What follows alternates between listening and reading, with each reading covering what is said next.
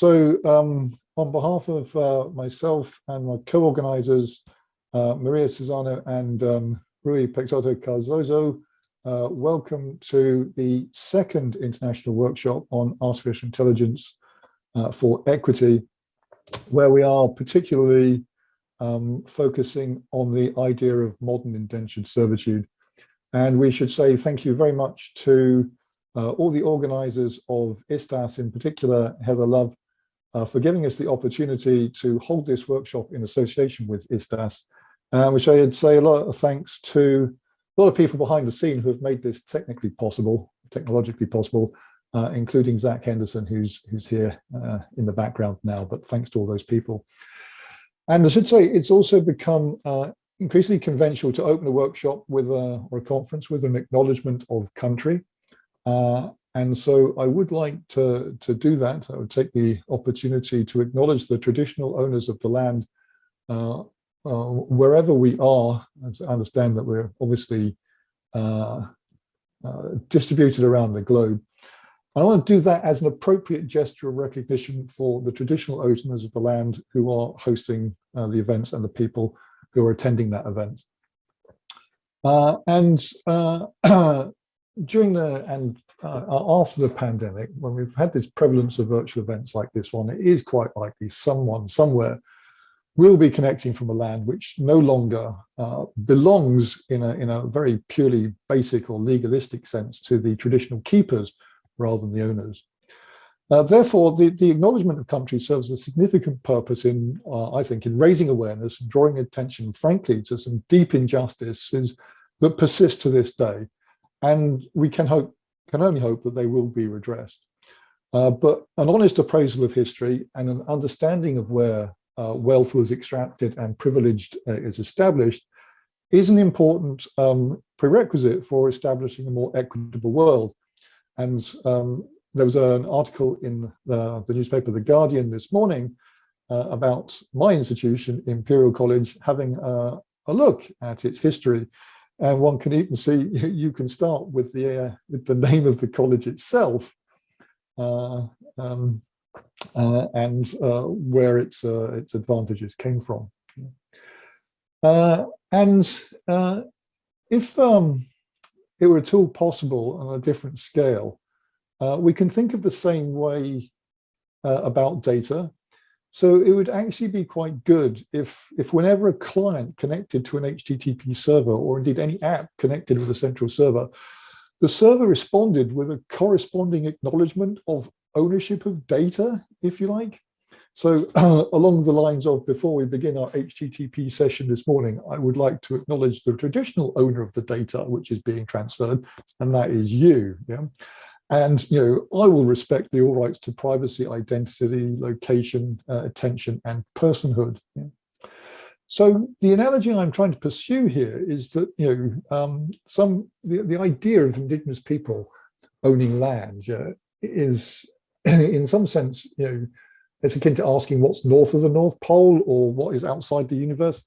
It actually doesn't make sense. They're the keepers. Yeah, and a less possessive frame of reference, rather than land belonging to people, the people belong to the land. And the idea that you could actually put a fence around a piece of land and declare, right, this is mine, or what the point, this is now the Queen's. Yeah, this just defied common sense and normal practice. Yeah?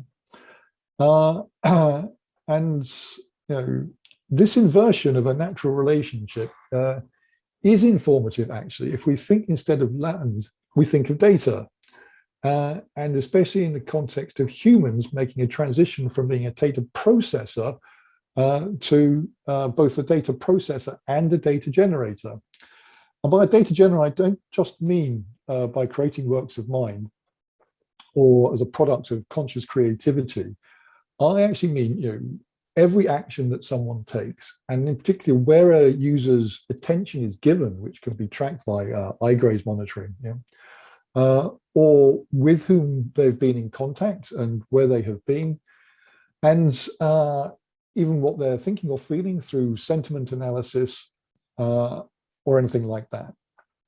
And it is the case that for almost every bodily function you could possibly think of, some kind of sensor has been developed to measure it and track it, either voluntarily or involuntarily. And the consequence of this experience as we undergo this transformative process called the digital transformation to the digital society is twofold. First of all, there's the well-established digital divide between those who are connected and those who are not. And this inequity is already manifest in regard to age, gender, geography, education attainment, and even assets. The Matthew effect, where the rich get richer, is very much in evidence. So for those already with assets, such as roof-mounted domestic wind turbines and electric vehicles, if there's a storm, then you can actually be paid to charge your own electric vehicle, whether the people who are cold and hungry in that storm actually have to make a choice between whether they heat their food or they heat their house. And this divide has been made starkly apparent amongst UK children during the pandemic lockdowns. Those who had access to personal laptops and unlimited broadband connectivity actually were able to maintain a decent level of education. But those who had to share equipment or on pay-as-you-go data contracts were significantly disadvantaged as a result. The second consequence that might come about from the digital divide is actually what we might call the digitally divided. It's the extraction and appropriation of data, which effectively creates a two-tier system between those who actually have power in the digital society and those who do not. And one example has already been given here. I mean, this idea that you're actually able to put a fence, if you like, around digital data and say, right now, this belongs to me as the accumulator and the aggregator of the data, despite the fact that all this data has been generated by someone else, or actually a lot of someone else's, and the value of that is going to accrue to the aggregator and not to the people that are actually generating the data. Now, you might get some nugatory service as response to that, but this is just basically not an equitable exchange. I would argue that, like ownership of the land, which we could think of colonial extraction, this is digital extraction. There's extraction of value from the people that are actually doing the work. And I would argue there's no social justice or civic dignity in this. And in fact, I can point to 7 more examples of the asymmetry of power in the digital society, which relate to platformisation, community marginalisation, the gatekeeping of knowledge, addiction by design, the iron triangle of the big tech, parliament and academia, differentiated pricing, and even underemployment. So briefly looking at each of these, platformisation is how the network effect at the application layer of the internet results in what has been called the platform economy. So in this economic model, work is done at the edge, but all the revenue accrues in the center. And this effectively gives power to the platform owner, in particular the power over the means of social coordination. And this is exacerbated further if the platform owner is a transnational organization who's not subject to national taxation or national laws. That means some percentage of every transaction is extracted from a local economy and aggregated elsewhere. Now, the neo-colonialism afforded by digital platforms can result actually in a suppression of economic activity in the long term and the displacement of economic activity as a platform for qualitative values. It is the case that if I have a pound coin, that pound coin, if you like, is a force multiplier. It's not just that I spend it, but the person whose service I spend it on spends it, and so on. And this is why we refer to money being in circulation, because it actually creates a platform of economic activity, like airflow under a wing, under which other values can be built. If you fragment that and fragment the economy, those values start being dissipated as people start looking towards survival of themselves. And so, actually, it turns out the public ownership of services, and in the UK, we can see how privatization is unraveling in the way that energy prices are going through the roof. Effluence is being streamed into our rivers. The hospitals are being slowly forced under for the work that they have to do. And our transportation system is a mess. Yeah? And so, it is clearly the public ownership of service that needs to be reconsidered as if they are essential to the collective well-being of the functioning of the society, then we have to restore that ownership in order to have access to some idea of social justice. The marginalization, if possible, is communities is possible because the very idea of community and a collective action itself is being undermined. Yeah? So one form of marginalization is people not being empowered to take control over local situations. I mean, actually, all digital systems are eventually embedded in the real world, but far too often we see smart cities projects which are not designed from lived experience, but actually driven by a technological or financial imperative, where the inhabitants' requirements, how they really want to live, is reduced to them just being revenue streams, and in particularly locked in revenue streams as that. Another form of marginalization is of the disadvantaged. Yeah? One such group is the old, one such group is the young. And we will see both of these issues discussed in this workshop.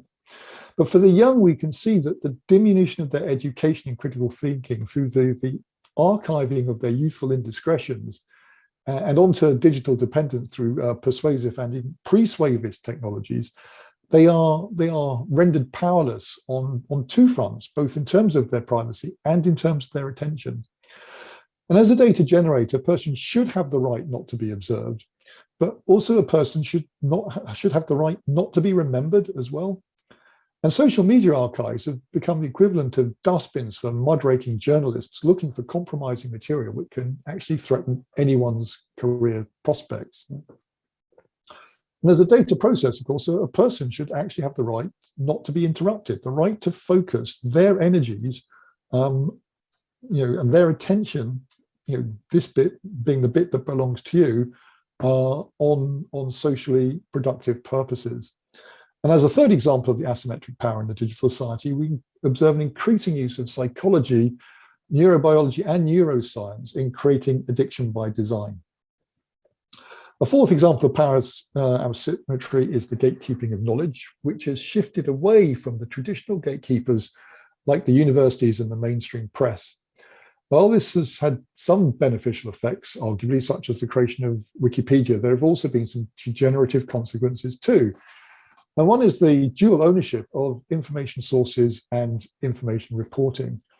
So it's quite clear how we can see that some vested interests of they start up an AstroTurf Institute purporting to be an authority on some subject. They produce a paper on say climate changes caused by space aliens from Mars, yeah, and not by people. And this is then dutifully reported in the mainstream press. And then a diligent scientist comes along and debunks this crazy theory, yeah, and publishes an article in a reputable journal. But this is not reported in the mainstream press. So some of the lie is got out there and it's believed by some of the people. Yeah. And then it turns out that the funder, the owner of the AstroTurf Institute and of the mainstream media is one and the same organization. And so, what we're seeing is that with the universities being sidelined, the power is residing in the people who are able to push that information out to the broadest audience. A fifth example is what I refer to as the iron triangle of mutual support between the big tech companies, Congress and Parliament, and an increasingly browbeaten academia. So what we can see is how Congress passes laws on taxes and underfines academia. Therefore, it's the big tech that has the money to fund political campaigns who make the laws in the first place, and the research programs of the slightly less stroppy academics who are prepared to put up with this situation. And those are the academics that are successful and then don't actually speak truth to power. They won't hold the politicians to account, and also exercise undue influence on the appointments and promotion panels, all the while churning out PhD students who are basically hoovered up by the original big tech companies, and who've not been trained in critical thinking, so they or perhaps in ethics. So as the phrase goes, they're smart enough to operate the equipment, but not so smart that they actually ask any difficult questions. A sixth example could be the misuse of differentiated pricing. So if that's used to exclude people or social segments from certain services. And yet another example, the seventh one, is unemployment. Well, unemployment was the scourge of the 1980s. Actually, underemployment in the gig economy aligns very well for some platform owners with the platform economy. So the precarious nature of self-employment in this economic model, combined with the desolation of community, in this case, the workplace communities, and also the creation of some kind of collective voice that might be expressed through a union, results in a fearful, compliant, exploitable, and indeed expendable workforce. So workers on the margins like this might find themselves alternating between gigs or piecemeal works and indeed benefits. And then lies are told about how the benefits relate to the work that is actually done and how much you have to do. So, but what we could be worried about now is if these benefits start being paid in the form of a fiat cryptocurrency, then there is also potential to control where and who with and on what the money is actually spent. And this is what I referred to as techno feudalism. But it doesn't actually end with this precariat of the people working in the gig economy. So if David Graeber's, the much missed sociologist, anthropologist, if his analysis right is that many jobs are essentially pointless, then you can combine it with ideas like universal credit benefits, but also I think it would otherwise be an extremely good idea of universal basic income. And then actually what we see is that people are being reduced to individual revenue streams whose sole purpose, whose sole function is simply to act as a conduit from the money that is generated centrally to the money that is owned by the big tech companies. So all of these examples have one feature in common, and this is that there is an asymmetry of power in the digital society, which is replicating the asymmetries that we experience in the analog society. And I would argue that that asymmetry is already so deep and so entrenched and so nearly irrevocable that it might be called out for what it actually is. And that we might call modern indentured servitude, the idea that there is a contract that you just click on and you're signing away all your rights unknowingly as a result.